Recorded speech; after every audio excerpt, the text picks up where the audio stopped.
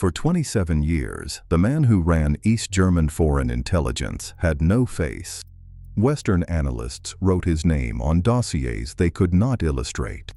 2,000 active agents inside West Germany, 0 confirmed photographs. This is File 20, The Man Without a Face. Berlin, 1952. Erich Mielke has just been handed the Foreign Intelligence Directorate of the Stasi. He needs someone to run it. He needs someone the West has never seen. He picks a 29-year-old. His name is Markus Wolf. He was born in 1923 in Stuttgart to a Jewish communist family. His father was a doctor and a playwright. When Hitler came to power in 1933, the family fled across Switzerland to France to the Soviet Union. He grew up in Moscow's Hotel Lux, the Comintern apartment building where the Soviets housed the German communist exile community. He spoke Russian by age 12. He studied at a Moscow technical college. He watched the Soviet purges from inside the German émigré apartment block. His younger brother Konrad would become a famous East German filmmaker. Wolf would become something the West would not see coming. He returned to Berlin in 1946, wearing a Red Army uniform. He was 23 years old. He worked first as a radio editor for Deutschlandsender, the Soviet zone propaganda broadcaster. He then served as a press attaché at the East German diplomatic mission in Moscow. The Soviet GRU vetted him in 1950. They asked the West for everything they had on Markus Wolf. The West had nothing. The CIA opened a file on him in 1953. The first line read, "Subject identity unconfirmed, photograph unavailable." The line stayed there for 26 years. The Soviet recommendation had 3 qualities the GRU considered decisive. He spoke fluent Russian, he spoke fluent German, and the Western services knew nothing about him, not where he had been, not what he looked like, not what he believed. By 1953, he was 30 years old and running the entire foreign intelligence branch. The Hauptverwaltung Aufklärung, Department 6. 200 officers in the basement of a converted school in Berlin-Lichtenberg. The directorate's mandate was simple: get into West Germany. Stay in West Germany, send back what they find. The first generation of HVA officers were not professional spies. They were communists from the workers' movement. Many had been in concentration camps. Many had returned from Moscow exile. They believed in the East German experiment in a way the West never understood. Wolf understood. He recruited them by reminding them what they had survived. His deputy Werner Grossemann had been a Buchenwald survivor at age 18. His foreign section chief had spent 1941 in a Gestapo cell. Their loyalty was not bureaucratic, it was personal. By 1956, he had moved the directorate into its permanent home. House 15 on Normannenstraße in Berlin-Lichtenberg. A 6-story concrete bunker behind a windowless courtyard wall. He had a private office on the 2nd floor. He had a deputy trained by the Soviets. He had a budget approved directly by the Politburo. And he had an idea about the kind of agent the West would never see coming. In 1961, Wolf invented something nobody else was doing. He called it Operation Romeo. He took young East German officers, university-educated, fluent in West German dialect, athletically built, conversationally charming, and he sent them across the border. Their job was to find lonely women working as secretaries inside West German ministries, to marry them or to convince them they were loved.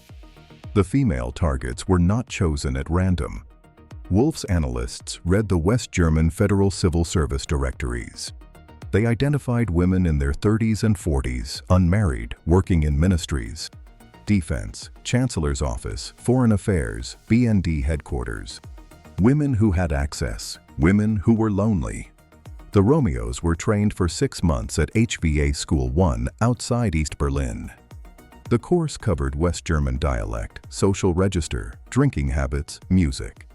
Each Romeo memorized a cover identity built backward from a real West German person who had emigrated or died. Margarete Höke worked at the federal president's office. She typed NATO planning documents.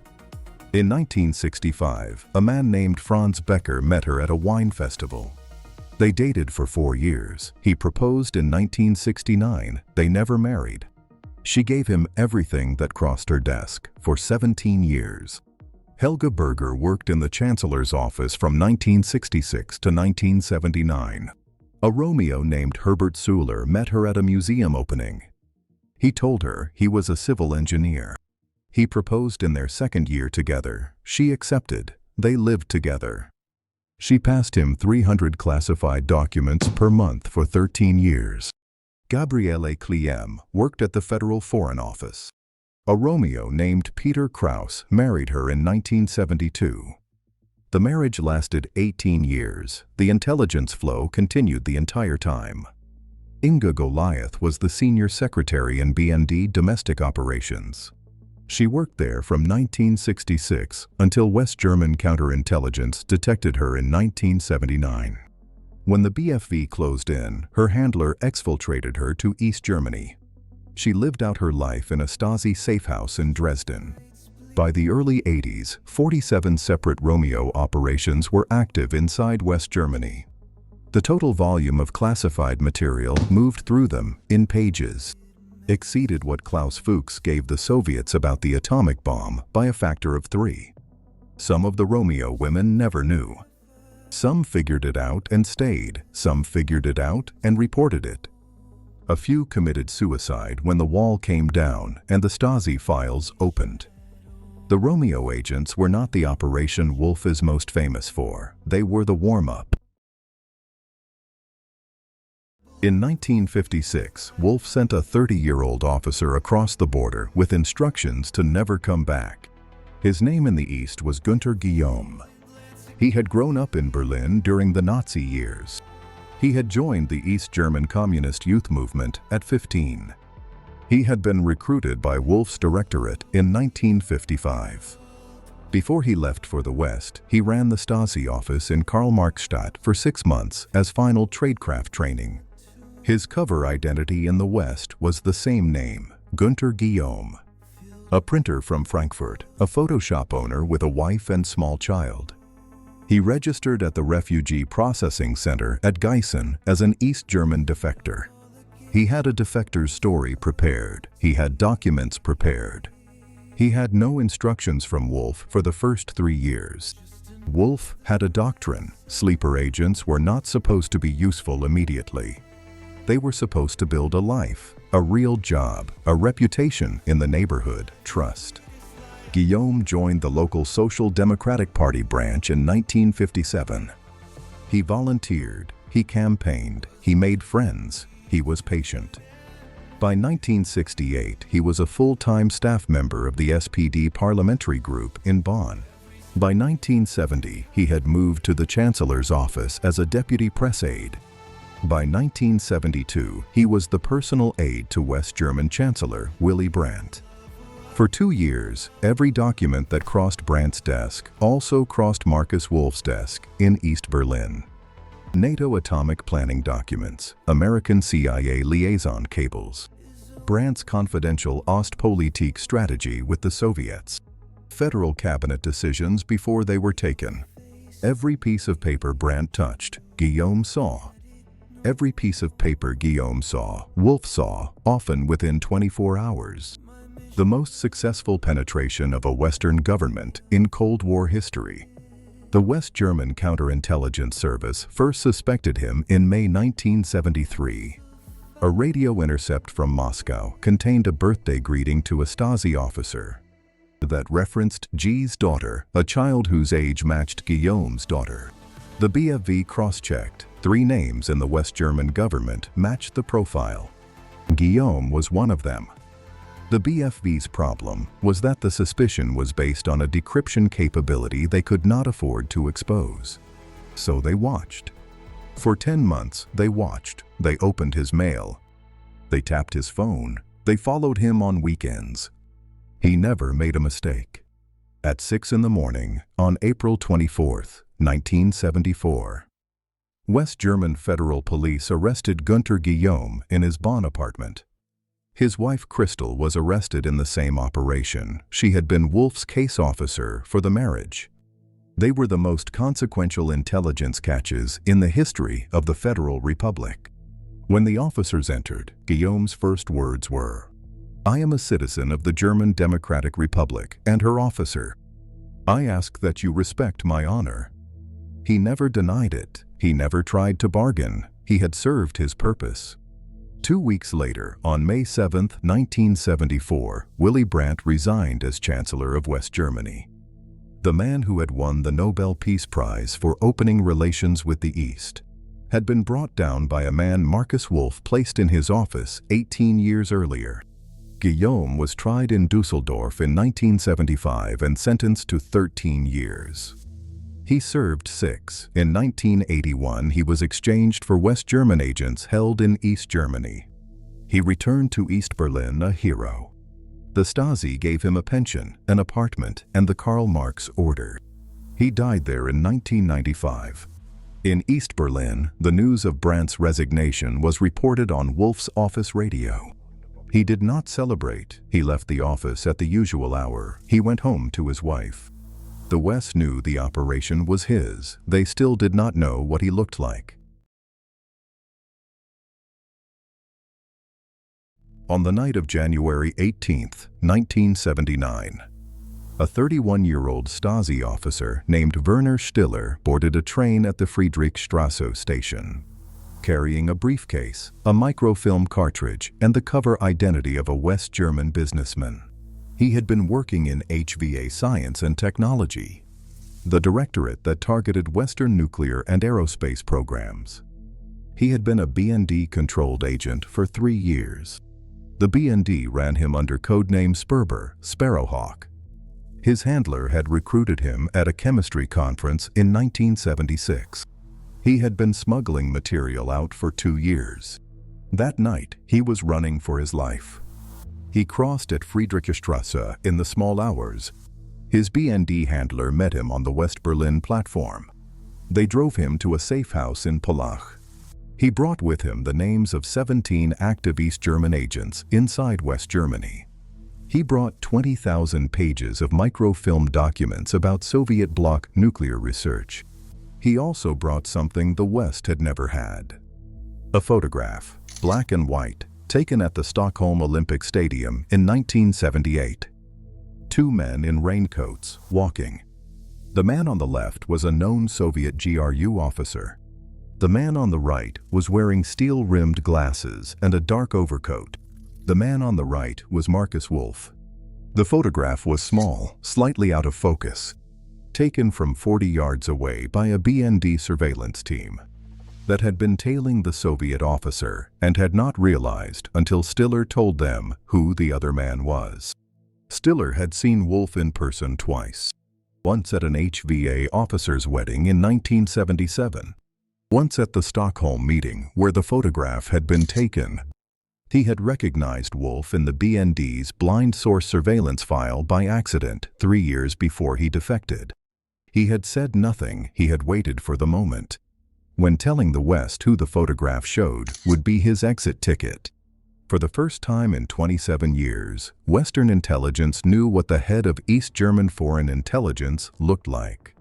His name had been on every dossier. His operations had brought down a West German chancellor. He had compromised NATO planning for 3 decades. And until that morning, he had no face. By February 1979, the BND had circulated the Stockholm photograph to every Western intelligence agency. The CIA opened a new file. The British SIS updated theirs. The French DST received their copy. The Mossad analysts in Tel Aviv added it to a separate file on Soviet bloc executives. For the first time, the man without a face was a face.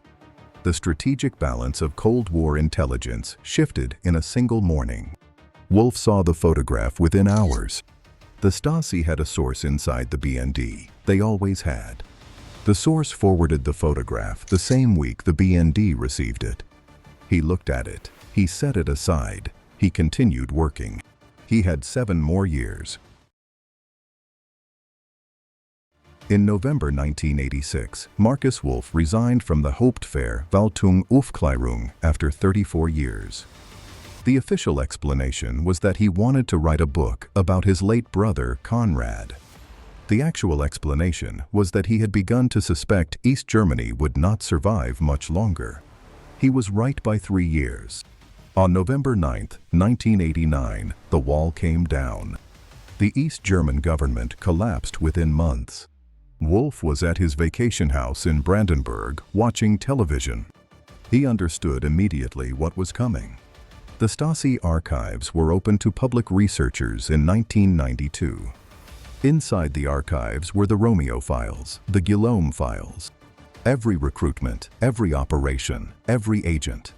Tens of thousands of West Germans learned for the first time that their husbands, their wives, their colleagues had been East German agents for decades.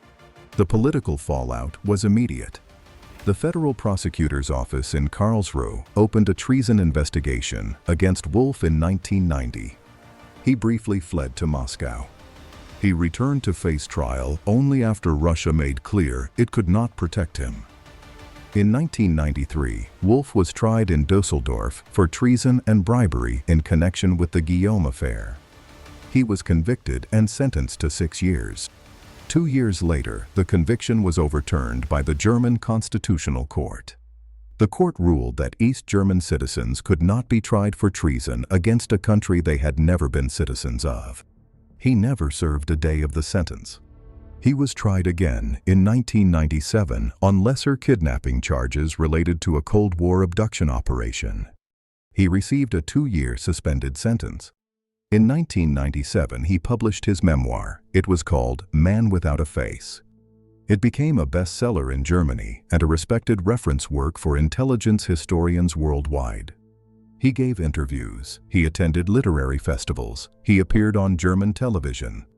He never apologized for the operations he ran. He did argue, repeatedly, that the East German experiment had been worth attempting. He died of natural causes on November 9, 2006, 17 years to the day after the wall fell. The modern intelligence service equivalents of Markus Wolf do not write memoirs. They do not give interviews. Their photographs are not in any open-source database. The current head of Russian SVR Foreign Intelligence has been photographed twice in the last decade. The current head of Chinese MSS has been photographed once. The current head of Iranian Vajra has never been photographed by Western press. 2,000 agents, 0 photographs.